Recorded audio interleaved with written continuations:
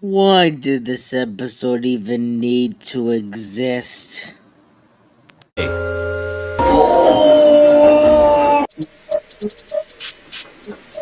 One day, Thomas was at the junction when Gordon shuffled in with some trucks. Are you playing Pokemon Go? What are you talking about? Is that your telephone? There's a Pikachu at the lead mines. What? The roofs are strong enough to hold up trucks, but not the weight of engines. A large notice warns them not to enter the mine. Danger! Engines must not pass this path. Where is that Pokemon? Thought Thomas. Got to catch them all, said Thomas. What the fuck? Yelled his driver. I'm sunk, said Thomas. I saw you, said the Fat Controller, and I just caught your Pikachu.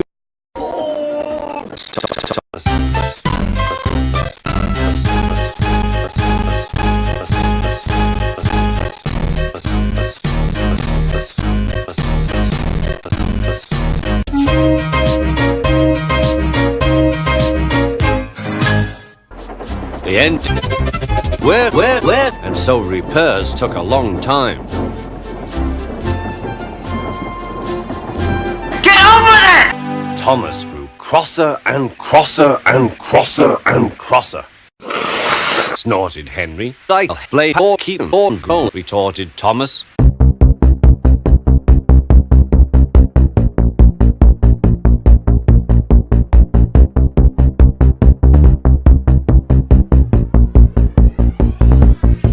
Bother that signal. I'm late.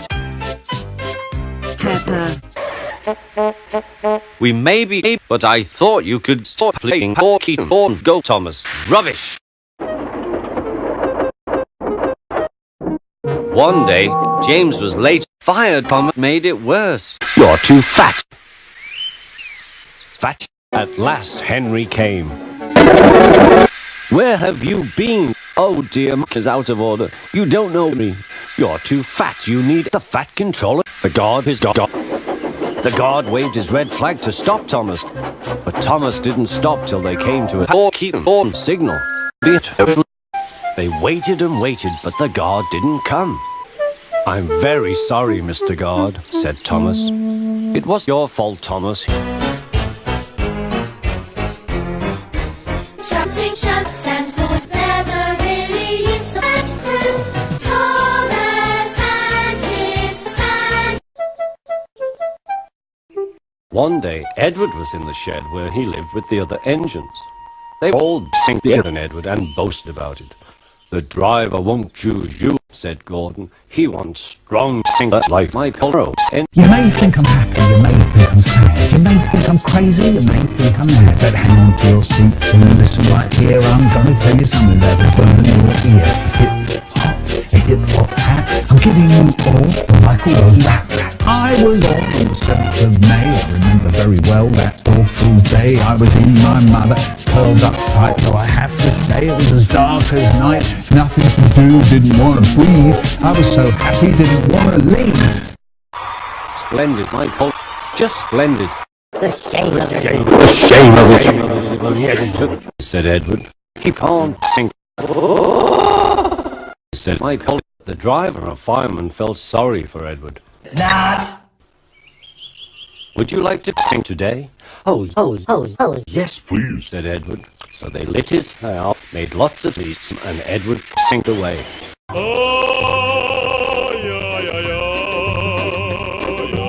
The other engines were very cross at Edward. He's awful, said Gordon.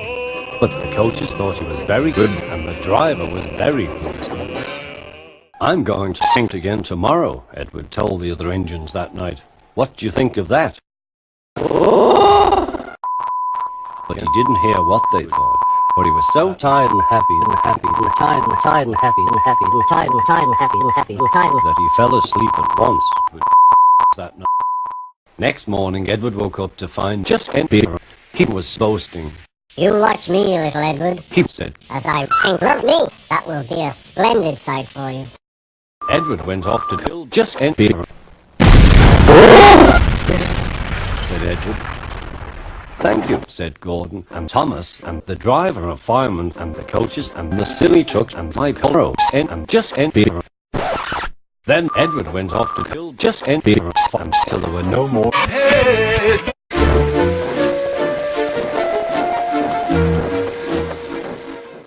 Tank engine is a Thomas who lives on the island of Sodor. At a big station, he's a tank engine. Shut up! It's not funny. Shut up! Thomas has got no right to push us around. Hey, Thomas, out! Hey, Thomas, out! Suddenly, Thomas began to feel a pain. Oh dear, groaned Thomas. I'm going to burst. I'm going to burst.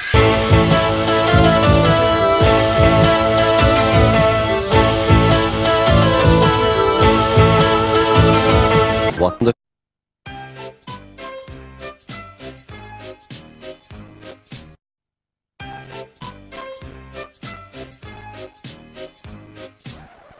No.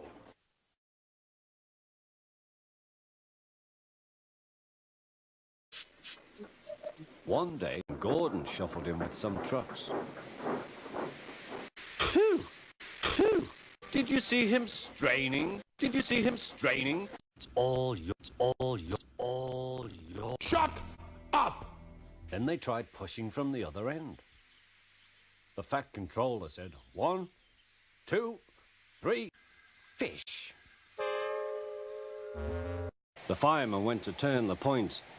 Now for my plan, thought Thomas.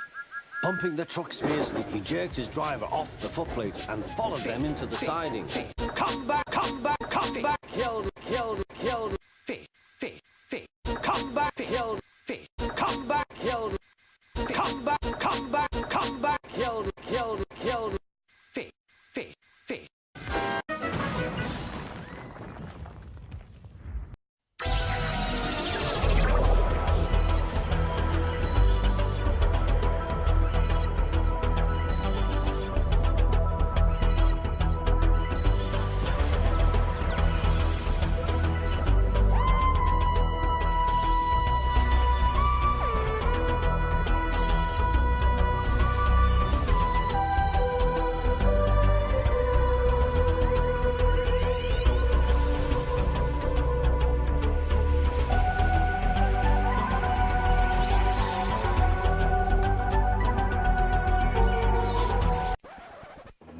And his wheels trembled.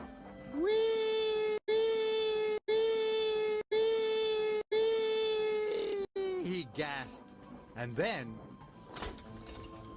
Whoa!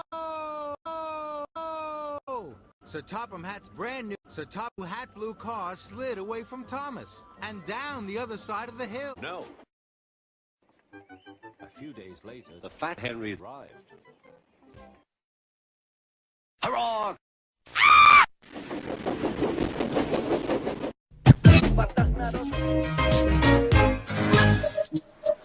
Henry, James, and Gordon were... Henry, James, and Gordon... At last the fat arrived. I hope you are sorry, he said, and understand that you are not so important after all. We have Percy, who helps pull coaches. He then told Percy, Edward, and Thomas that they could go and play on the Whee! For a few days. And they ran off happily. After a great deal, Percy was waiting for the signalman to set the point so that he could get back to the yard. He was eager, but was being rather careless and not paying attention. Then he looked along the main line. Peep, peep! He whistled in horror, for rushing straight towards him was Gordon with the express.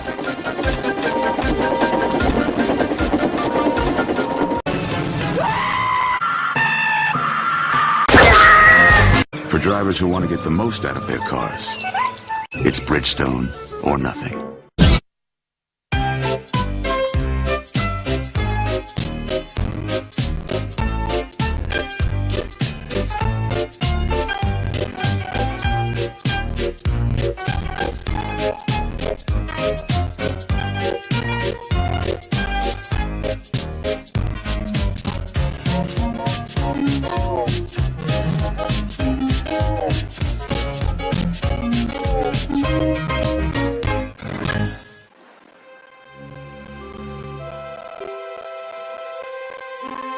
It was winter on the island of Sodor. The first fogs had begun to roll in from the sea. Thomas, Annie and Clara Moscow must be careful of rocks that sometimes roll onto the tracks.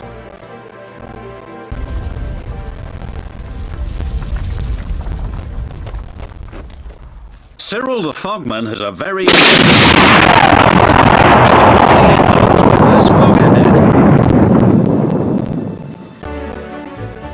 Oh, shivered Thomas as he ran over the detonator.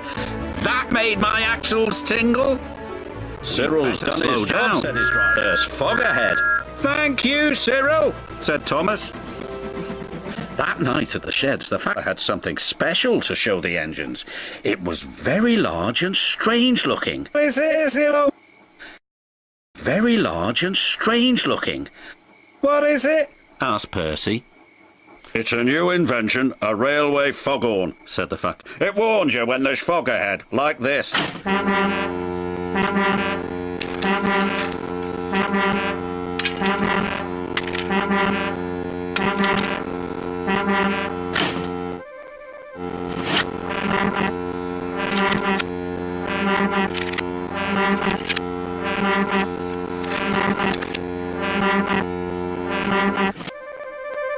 That's loud, said Percy. Too loud. Well, sounds like a tugboat to me, grumbled Gordon. Thomas looked worried. What will Cyril do now? He asked. He will be getting a much-needed rest, said the fat. Besides, this new foghorn will be more reliable. Poor Cyril, whispered Thomas. He's been scrapped. The next day, Percy was cheerfully chuffing through Misty Valley when suddenly... Oh, bother! Exclaimed Percy. That foghorn is so loud it rattles my dome, and it doesn't even make my axles tingle. Still, we'd better slow down, said his driver. There's fog ahead. The foghorn had been so loud that it made the hillside shake. No sooner was Percy out of sight when one rock fell, then another, and another.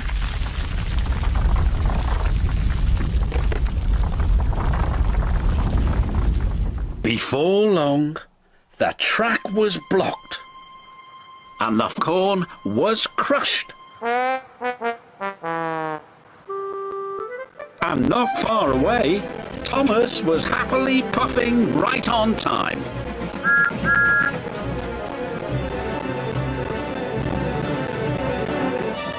I can't see a thing, said Thomas.